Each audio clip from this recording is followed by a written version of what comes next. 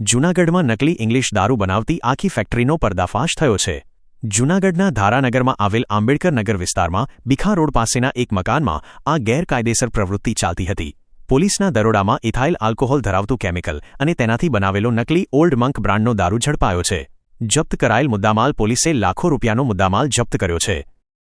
જૂનાગઢ એડી commerce college એટલે કે બિખા road પાસે આવેલા એક તેના કબજાના મકાનમાં ગેરકાયદેસર રીતે ઇથાઇલ આલ્કોહોલ ધરાવતું કેમિકલ મગાવી અને તેમાંથી અલગ અલગ બ્રાન્ડના પેકિંગ કરી ડુપ્લિકેટ ઇંગ્લિશ દારૂનું છે એ વેચાણ કરી રહેલો છે।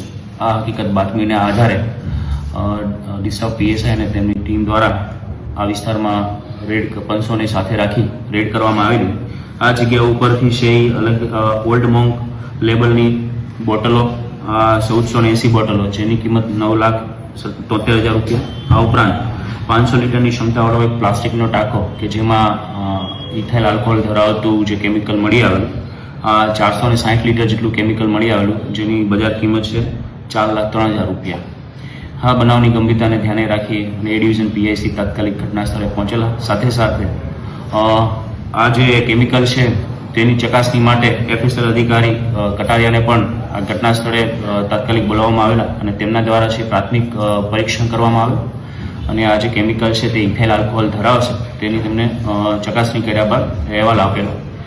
તો એ ડુપ્લિકેટ પેકિંગ કરવાના જે પ્રોવિઝન છે તે મુજબ 337(2), 338, 340, 61(2) મુજબ ગુનો દાખલ કરવામાં આવેલો છે। હાલ આરોપી રઘુવીરસિંહ શિવભા સોલંકીની ધરપકડ કરવામાં આવેલી છે। મુખ્ય આરોપી પ્રતાપશિવ સોલંકી હાલ છે એ નાસ્તો કરતો છે। આ ગુનાની આગળની તપાસ એ ડિવિઝન પીએસઆઈને કરી રહેલ છે।